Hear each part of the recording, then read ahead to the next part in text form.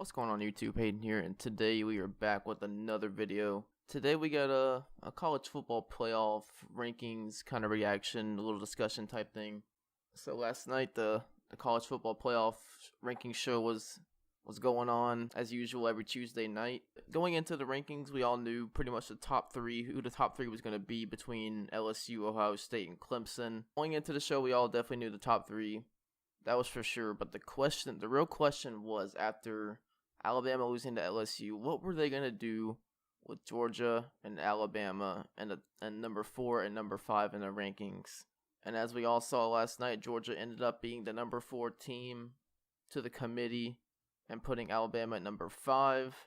There's a little bit to talk about here, but before we get into it, let's just listen to the reaction of the desk of the ESPN analyst on the decision to put UGA at number 4. Number 4 is Georgia. So Georgia hasn't always looked sharp. Great offense has been challenged at times, but the Bulldogs, they've got that. It wasn't the magnitude, but they've got the Ohio State-like loss.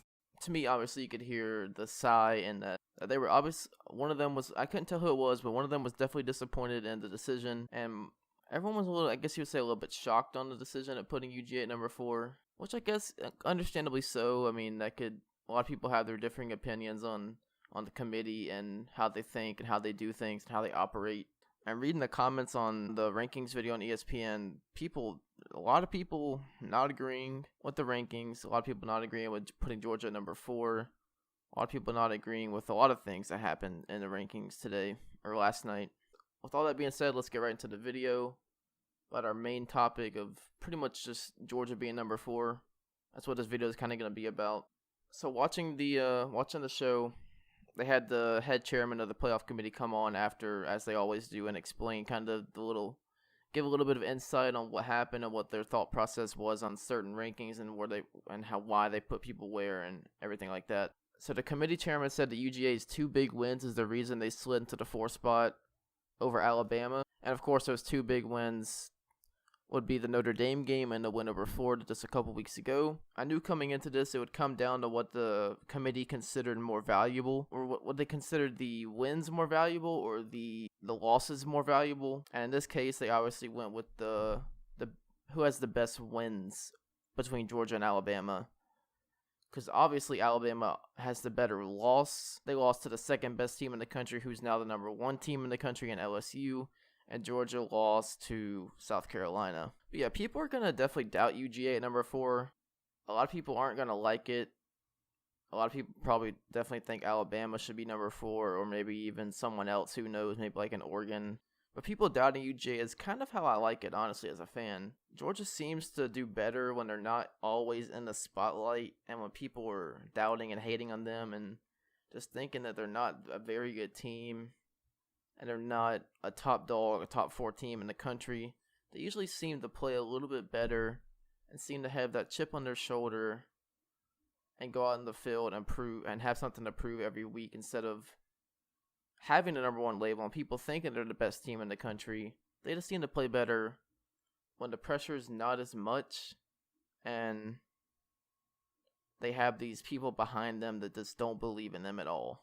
A lot of people just kind of shrugged Georgia off after that loss to South Carolina, and people just kind of forgot about us, honestly. Feel like, oh, we lost to South Carolina. That team, they're not good. They're overrated once again. Just a typical Georgia season. That's just kind of probably how people were thinking after that loss. But don't get me wrong, Georgia definitely still has a lot to prove as we go along. The offense is slowly developing. And in my opinion, I think they could explode at any moment and really show their true potential and come together as a unit. If these receivers, other than Lawrence Cager, can improve and progress and mature very quickly, which George Pickens has recently, he showed in that Missouri game a little bit of maturity, and he's definitely stepping up a little bit.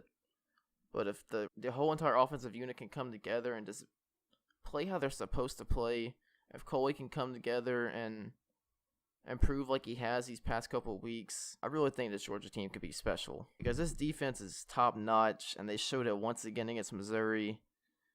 And man, they're just a sight to see. A bunch of young guys too, a bunch of guys with potential just going out there and playing and showing their true talents. It's just with Dan Lanning under the helm as a coordinator, it really is just a lot of fun to watch this defense play.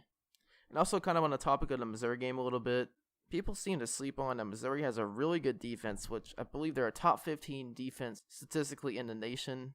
And man, people, I guess, kind of slept on that when they seem to criticize Georgia's offense again, as they typically do.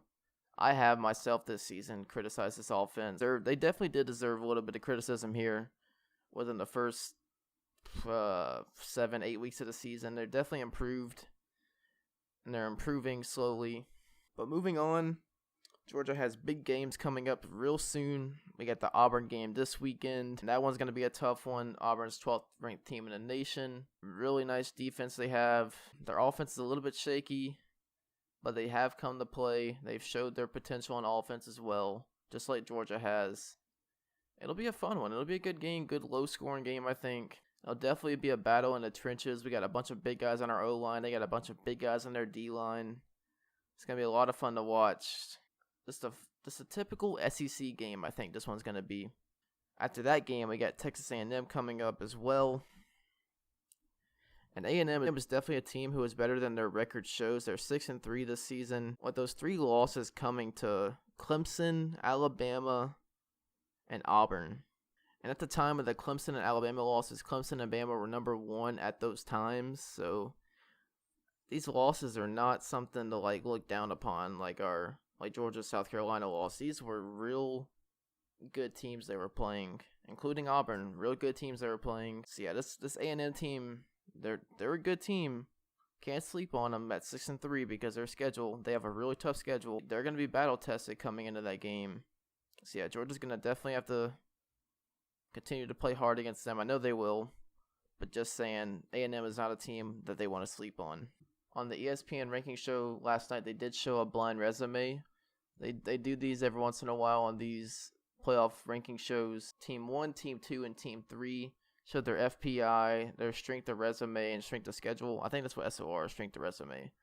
And then their record versus the college football playoff top 25. And in this resume, it showed Alabama as Team 1.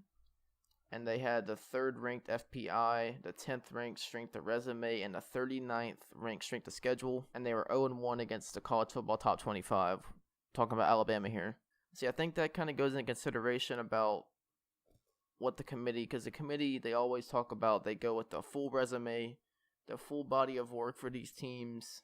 And Alabama doesn't really have that, a true win to fall back on. I mean, the A&M win, that's about it.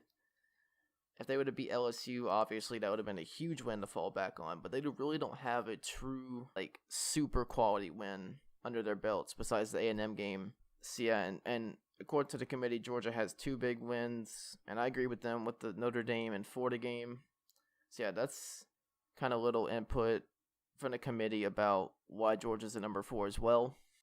And just to kind of end this off here, during the show last night as well, they also showed they popped up on screen an SEC hypothetical, playoff kind of scenario type thing.